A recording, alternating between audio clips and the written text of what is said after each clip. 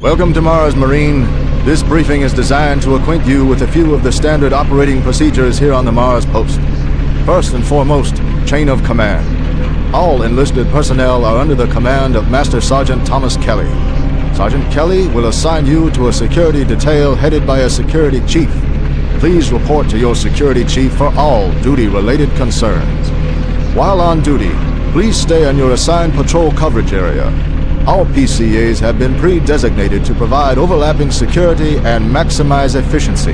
All personnel must have proper authorization in assigned areas. Be sure to annotate any discrepancies on your security inspection report. Safety is integral to all operations here on Mars. Handle firearms with extreme caution. Never discharge weapons in an area that may compromise the installation's structural integrity. Remembering these procedures is paramount to your success here on Mars. Keep in mind that you represent the greatest fighting force in the galaxy, and your actions are a reflection on the Corps. Take good care, and good luck on your new assignment. On behalf of the UAC, welcome to Mars City. This facility serves as the central hub for all scientific research, archaeological study, and military operations. Goal number one at the UAC is the safety and well-being of all employees and guests. To help achieve this goal, we ask you to follow all UAC corporate procedures at all times. This includes restricting your movement to areas for which you have clearance. Always remain alert and aware of what you and others are doing. If you notice anything out of the ordinary, or just have a simple question, find the nearest UAC security guard. They are here to help no matter how large or small the problem is. Our station on Mars provides a perfect blend of work habitats, recreational facilities, and social support structures. This ensures our goal of providing a true home-away-from-home experience for everyone. Keep this in mind as you help us pursue our groundbreaking research that is destined to transform the daily lives of everyone here and throughout the solar system. If you need more detailed assistance, please see your Human Resources Manager. If you are a guest, you may bring up any issue with your appointed UAC liaison. Thank you, and have a nice day.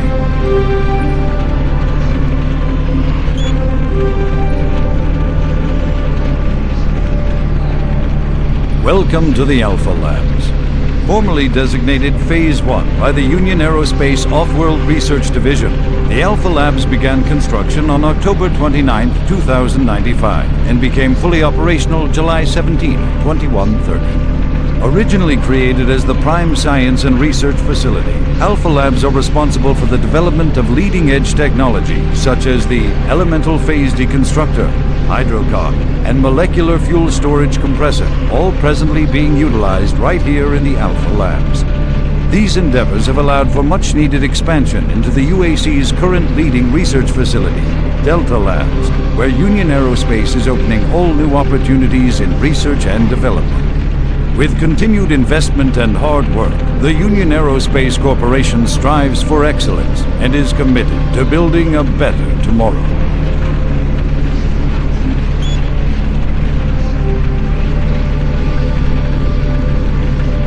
Since the dawn of the space age, Union Aerospace has been at the forefront of not only developing new technology, but pushing those developments to even more daring extremes. With an abundant production of hydrogen fuel, thanks to the Hydrocon, the specialist teams asked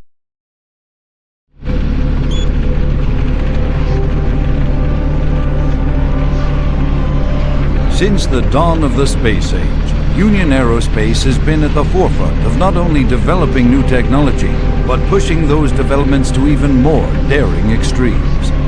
With an abundant production of hydrogen fuel, thanks to the Hydrocon, the specialist teams asked the big question: can we devise a way to store and deliver that fuel to make the dream of deep space research a reality? The answer has been a resounding yes.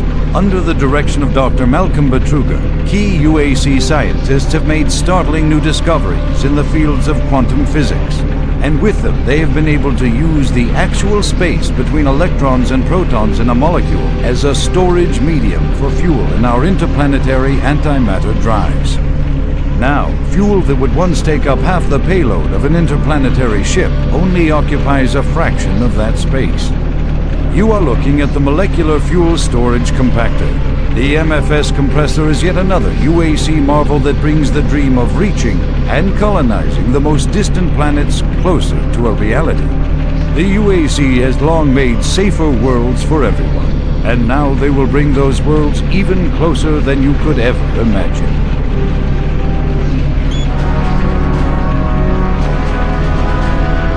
In a quest to provide armies with a well-balanced set of weapons, the UAC looked to the past when designing and manufacturing the newest line of Mach 2 chain guns. The retro style and mechanical sturdiness of the chain gun is a must for all hardened combat veterans. Early adapters have nicknamed it SAW. With its armor-piercing 30 caliber bullets, the chain gun is capable of literally cutting opponents in two. Packed with all the punch you need in close combat fighting, the chain gun delivers unparalleled reliability and functionality. Always on the forefront of technology, the UAC is making safer worlds through superior firepower.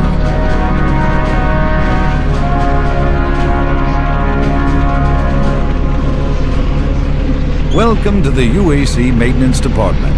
This video will provide you with the necessary tools and information to do your job efficiently and safely.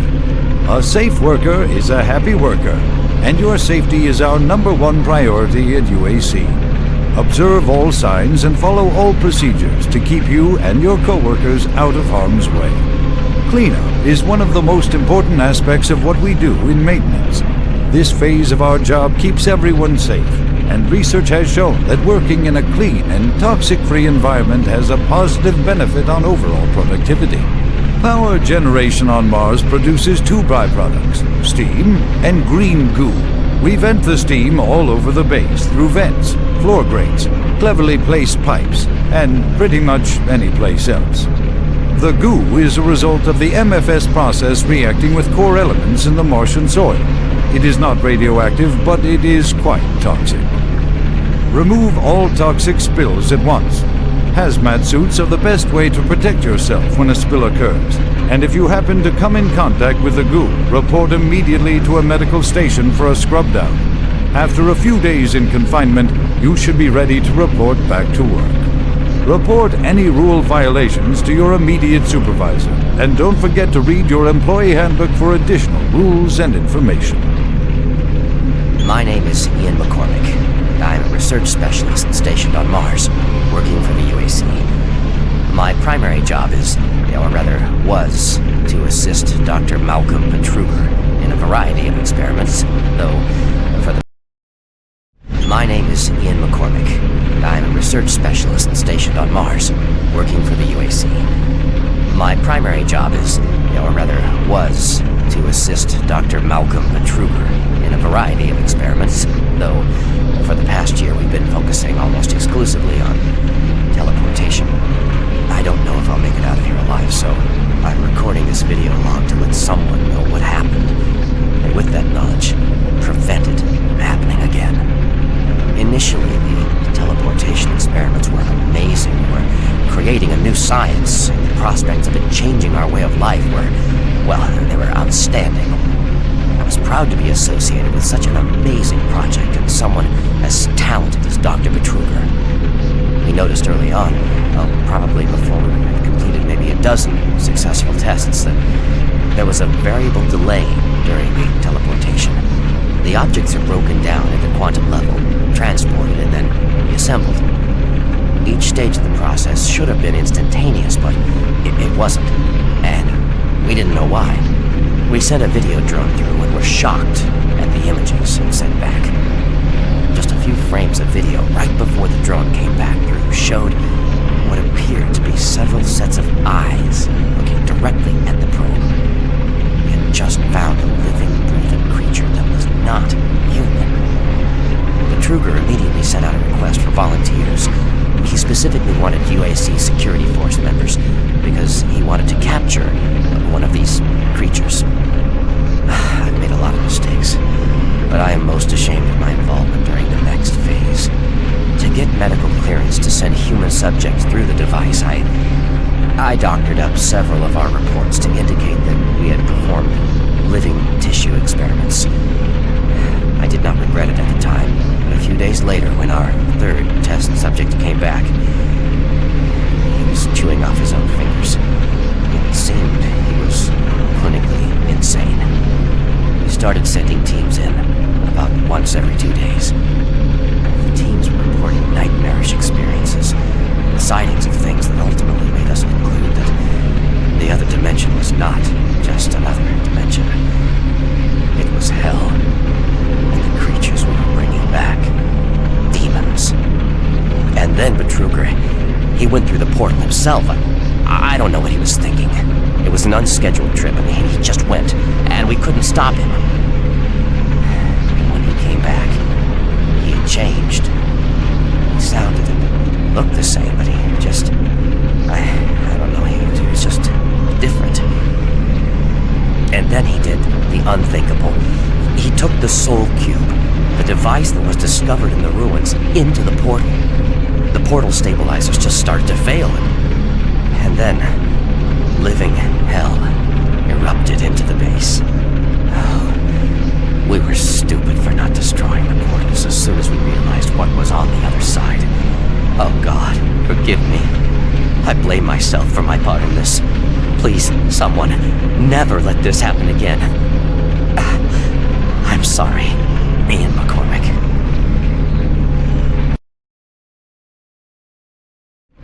Welcome to the Delta Complex Stasis Chambers.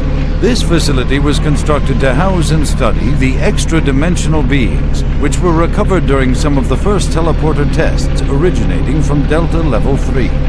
While little is known about their native environment, the specimens appear to be carbon-based lifeforms with extremely high heat tolerances.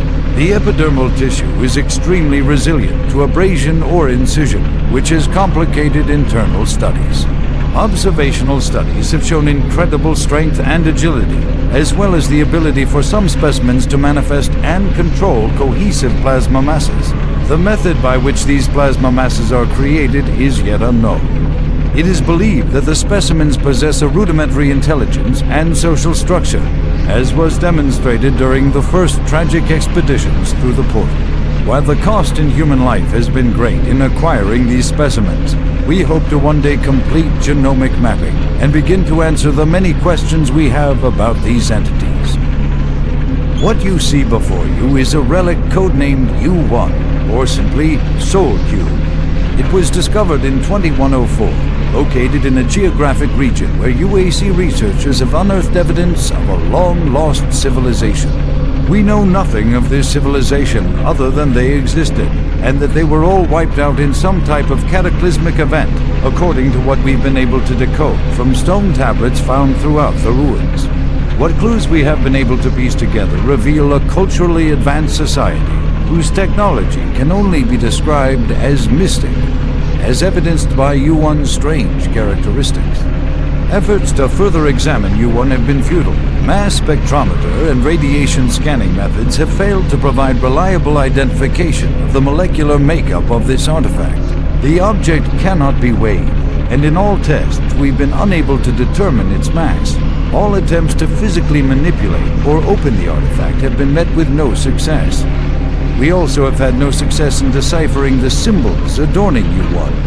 What we do know is that the thermographic readings are constant, unwavering temperature of 98.8 degrees Fahrenheit. Our research continues, and we hope that with continued investment and research, we can, one day soon, learn to exploit the technologies that make up U1.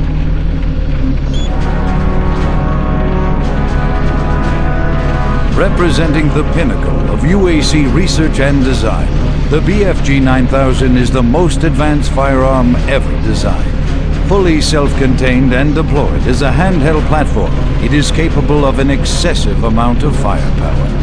The BFG 9000 contains sophisticated friend or foe technology that discriminates targets in real time. Each projectile contains a small but very powerful computer core that actively maintains targeting and delivers a stream charge down each beam to soften targets before detonation.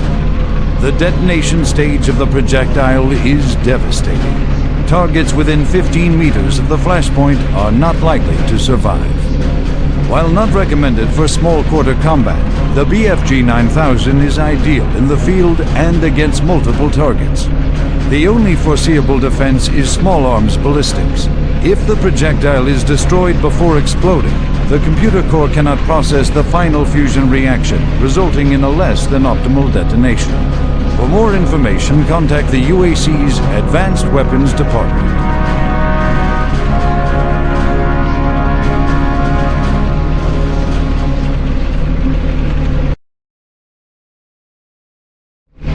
This is Dr. Pierce Rogers, lead archaeologist currently stationed on Mars. As the preliminary reports have suggested, we have made some amazing discoveries here on Mars. Life on Mars has long been theorized, but we never imagined anything like this. The initial chamber was discovered in 2115. It leads into what is now known as Site 1. Site 1 is the largest of the sites, and we are still actively working there. It is made up of a series of chambers and connecting tunnels, all of which are covered in glyphs and symbols. Using the UAC pattern processor, we have finally been able to understand some of the glyphs, and from them, here is what we have learned. The ancient people looked like us, at least to the extent that they were bipedal and were similar in shape and size. Their level of technology was astounding. For instance, the glyphs at each site were carved into the rock by some sort of machine, and each one is precisely cut from the stone. It far exceeds the precision of anything we can do. They had a social structure that seemed very aristocratic, with a lot of emphasis on social stature and structure. Site 2 is a much smaller set of chambers, mostly containing burial sites, temples, and various amounts of individual artifacts. This site has been photographed and cleared out, and all material is back on Earth for study and review. Site 3 produced our prize artifact, what we call the Soul Cube. If you have read or seen the other material, you probably know that this once grand civilization was attacked by some unknown force. And if we can believe what is written in stone, they sacrificed most of their society to drive the invaders back. There are additional reports filed on the Soul Cube with Central Administration. We also recovered several other device-type artifacts. They are not as ornate as the Soul Cube, but each appears unique. We are still learning how to interpret all of the glyphs, but hopefully, once we have that completed, the science teams can provide more detailed information on their technology. These are truly unique and special times for archaeologists.